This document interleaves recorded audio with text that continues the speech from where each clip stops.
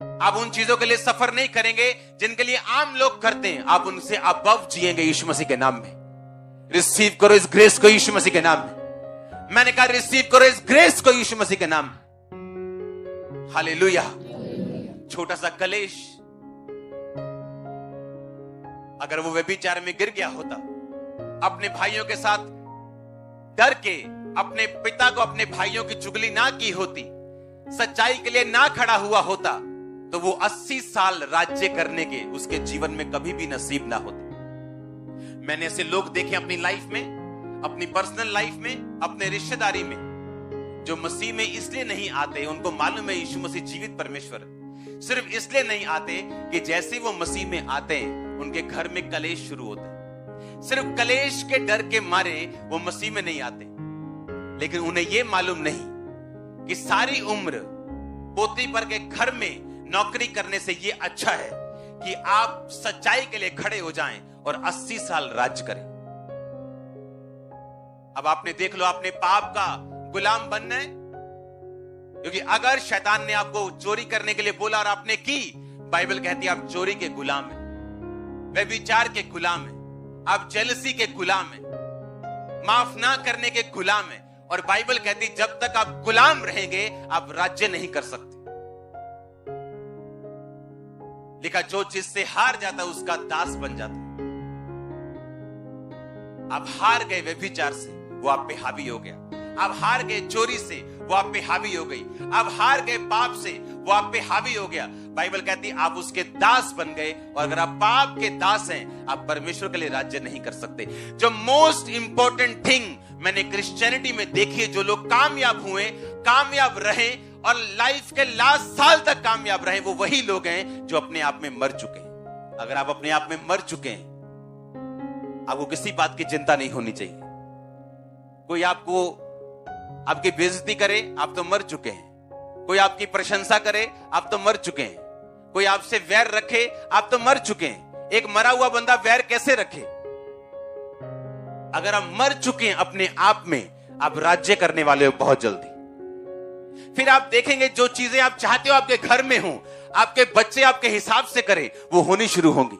आपकी फैमिली आपके हिसाब से करे, वो होनी शुरू होंगी। क्योंकि अगर आप परमेश्वर के साथ खड़े रहेंगे, वो आपको राज्य करने के लिए देगा। आप अपनी लाइफ में, अपने एरिया में, अपने बिजनेस में, अपनी फैमिली में आप किंग होंगे, आप क्वीन होंगे यीशु मसीह के नाम में। आप मेरी बात समझ रहे कि नहीं? जो चीजें परमेश्वर ने आपको देनी है, वो इस चीज के साथ जुड़ी हुई। सेल्फ डेथ, बोलो पड़ोसी को, अपने आप के लिए मरना और मसीह के लिए जीना। हालेलुया। इसलिए जब हम बपतिस्मा लेते हैं, हम क्या करते हैं? हम पानी में गाड़े जाते हैं। मतलब हम क्या हो गए? मर गए। वो पानी नहीं होता, वो कब्र होती। पानी में डुबकी मारने का मतलब क्या? मसीह में गाड़े गए, जिस तरह यीशु मसीह गाड़ा गया। और उठने का मतलब जी उठना, जिस तरह यीशु मसीह जी उठा। वो कहता अब तुम मसीह के लिए जी उठे हो, बाकी जीवन अपने शरीर के अनुसार नहीं, मसीह के अनुसार चला। हालेलुया।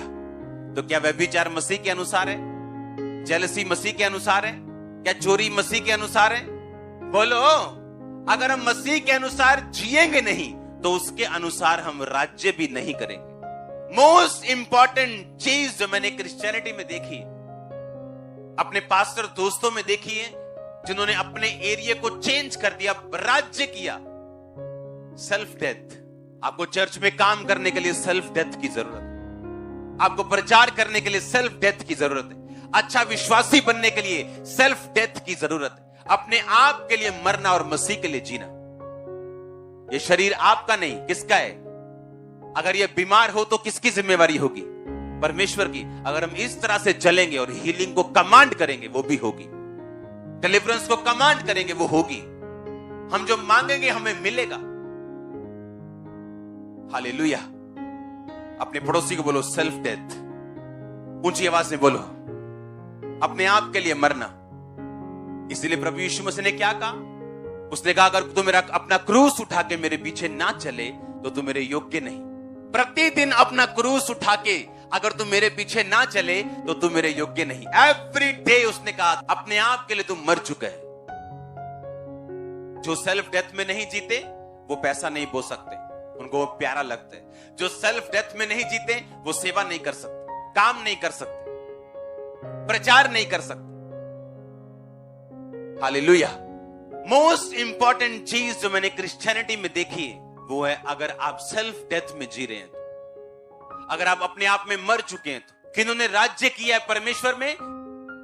जो अपने आप के लिए मर चुके हैं। Daniel, Shadrach, Meshach, Abednego self death में जी रहे थे। कैसे? क्योंकि उन्हें खोजा, उन्हें किन्नर बना दिया गया था। उन्हें मालूम था उनकी शादी नहीं होगी, वो सिर्फ परमेश्वर के लिए जी रहे थे। सुबह प्रार्थना, दोपहर प्रार्थना, रात प्रार्थना। मूसा वो शादीशुदा था, लेकिन बाइबल कहती सेल्फ डेथ में था। यह सबूत इस बात का यह है कि उसने मिस्र की गद्दी को छोड़ के आम लोगों के साथ वो हो गया, क्योंकि वो सेल्फ डेथ में था। कोई पैसा नहीं छोड़ेगा अगर वो अपने आप में मरा हुआ नहीं। विरोध करना नहीं छोड़ सकता अगर अब मरा हुआ नहीं। जरूर बदला लेगा अगर वो मरा हुआ नहीं है तो, लेकिन अगर मरा हुआ है अपने लिए वो बदला नहीं लेगा। क्या लाश बदला लेती है कभी? लाश बदला लेती है कभी? लिखा अपने आप को मरा हुआ समझो और मसीह में जीवित समझो। हालेलुया। लाश बदला नहीं लेती, लाश प्रशंसा करने पे हंसती नहीं, ना तो बुरा मानती। परमेश्वर ने कहा तुम मसीह में जब बपतिस्मा लेते हो तुम अपने आप के लिए मर गए और मसीह के लिए जी उठे। अगर इस तरह से जीवन जियोगे, इस आकाश के नीचे का कोई भी शैतान आपको डिस्टर्ब नहीं कर पाएगा। अगर इस तरह से आप लाइफ जियोगे तो परमेश्वर वो कर पाएगा जिसको करने के लिए उसने आपको अपने पास बुलाया। उसकी योजना अलग थी यूसुफ के लिए, मूसा के लिए अलग थी, डैनियल के लिए अलग थी, पतरस के लिए अलग थी, पौलुस के लिए अलग थी, और आप सबके लिए अलग है और सबके लिए बड़ी है। और सब आप एक एक जन मोस्ट इंपॉर्टेंट वीआईपी पर्सन हो परमेश्वर के सामने। सिर्फ प्रचारक ही नहीं, आप सब लोग, एवरीबॉडी। लेकिन प्रचारक डिफरेंट क्यों रहता है? क्योंकि वो कॉल्ड है इस काम को करने के लिए, और वो परमेश्वर को वो समझता है जो वो आपको समझा रहे हैं।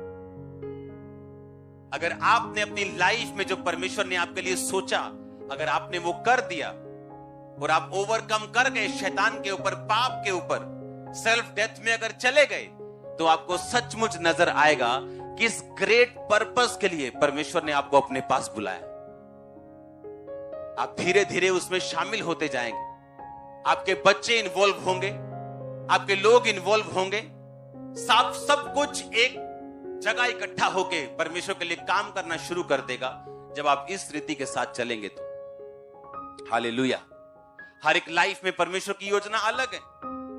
हर एक लाइफ के लिए आपके लिए अलग योजना है परमेश्वर की, लेकिन रिजल्ट एक ही है जो ग्लोरियस है, महिमा से भरा हुआ है, गवाहियों से भरा हुआ है, जीत से भरा हुआ है। हालेलुया। वो 13 साल की शर्मिंदगी थी और 80 साल का घमंड और राज्य था। क्या लेना चाहते हो? उन 13 सालों में परमेश्वर के साथ समझौता करके अपने 110 साल उसी नौकर की तरह जीना चाहते हो, या उन 13 सालों में सच के लिए खड़े होके 80 साल राज करना चाहते हो? ये आप पे निर्भर करता है। अगर आप शरीर के नौकर हैं, पाप के नौकर हैं, गंदी आदतों के नौकर हैं, तो आप परमेश्वर के लिए राज्य नहीं कर सकते। हालेलुया। तैयार हैं आप राज्य करने के लिए? यस नहीं सुना मेरे को? तैयार है आप राज्य करने के लिए? आपको बेस्ट परमेश्वर देने जा रहे हैं। बेस्ट प्लेसेस में आपकी लाइफ में देख रहा हूं, बेस्ट देशों को आपकी लाइफ में देख रहा हूं। आप तैयार है क्या? सुना नहीं मैंने कहा आप तैयार है क्या? अपने पड़ोसी को बोलो, बोलो सेल्फ डेथ, अपने आप में मरना। आमीन। अगर आप अपने आप में मर चुके हैं, आप बदला लेंगे क्या? आप लेंगे बदला? आप माफ करेंगे, आप बदला नहीं लेंगे।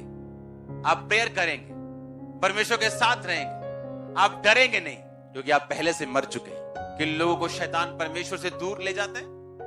बोला देख देख शदाइया देख, तू भी अपने भरावां नाल मिलिया हुंदा अज तू गड्ढे च नहीं सी होना, हुण तू मिस्र च आ गया। देख शदाइया, जे तू भरावां दे नाल हुंदा, बना के रखदा, ਤੇ ਤੂੰ ਵੀ ਉਹਨਾਂ ਨਾਲ ਇੰਜॉय करदा लाइफ।